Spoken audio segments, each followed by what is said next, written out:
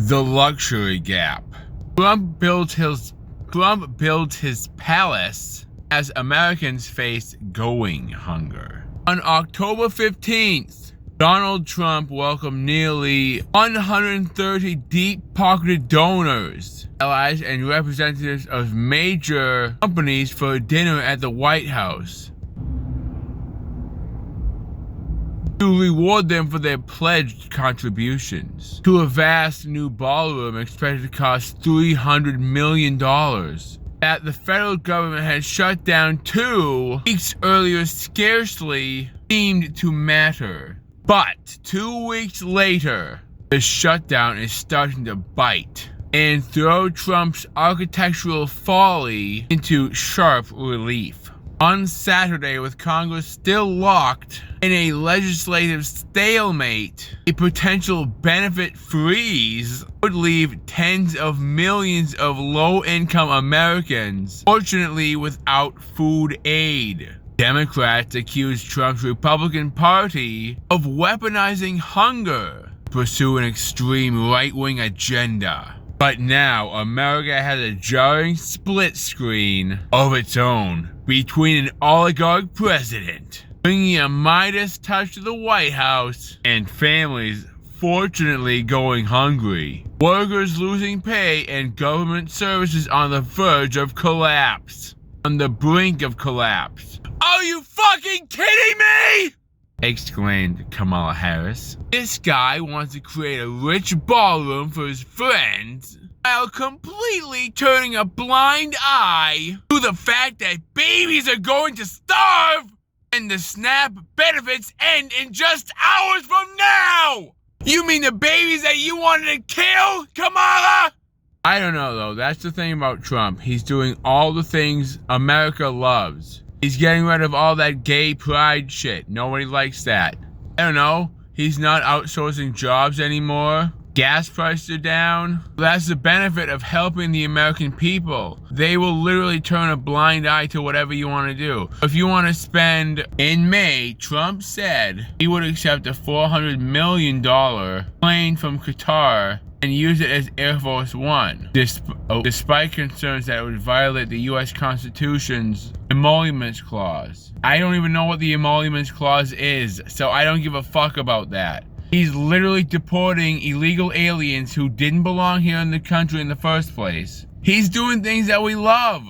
I don't care what he does. As long as he's helping the American people, he can do whatever he wants. I don't care. By the way, just get a job. It's easy. And then just live in public housing like I do. And then you won't have to pay a ridiculous amount of money for an apartment. This is my palace. Up at Fenway Rooms. I have 2 jobs and I'm making $3,200 a month. And I pay almost $1,000 in rent a month. And I still have money left over. You know, these are $100 bills I have left over. It's not that hard to save money. A large majority of people experiencing homelessness own a cell phone. Not only is it a cell phone, it's a smartphone too. It's literally super easy to get a job.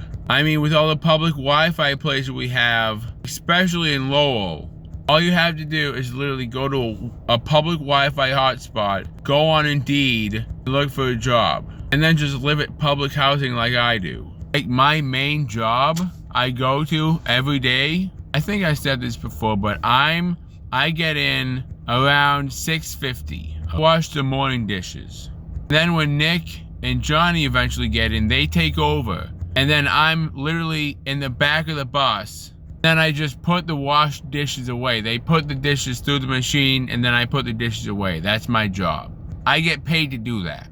Or you can be a successful YouTuber or TikTok live streamer, or a mukbanger, or anything online related. There's literally so many ways you can make money, dude. Like, why are you even homeless in the first place? Like, why do you have no money? There's so many ways you can make money. It's retarded. Anyway, the Democrats are the real ones who are weaponizing hunger. You get these illegal immigrants that are allowed to come over here, and then they're fast-tracked on welfare and food stamps because they vote for Democrats. If they didn't vote for Democrats, they wouldn't be allowed to even come here, never mind be allowed to sign up for all these benefits. So yeah, it's the Democrats doing this shit and flaunting hunger in front of them, because if they don't go splunking along voting for Democrats, dude, they're not gonna get the food stamps, they're not gonna get the money, and they're not gonna receive any help because they're not getting any help. They're not getting the power that they think they deserve.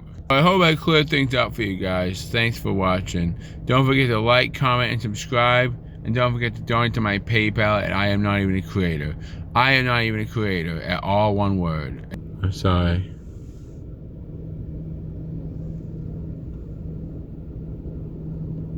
Like, by the way, before I go, why even care about a ballroom? I've already discussed what we should do about the elderly, homeless, and the mentally ill. If we have a system in which we need to make the rent affordable, we need to make housing affordable. Like, on God, why are houses so expensive? Why is rent so high? Well, I mean, for non-public housing houses, why is rent so high? Why is it so expensive to buy a house? Why is rent so expensive? Why is it $2,000?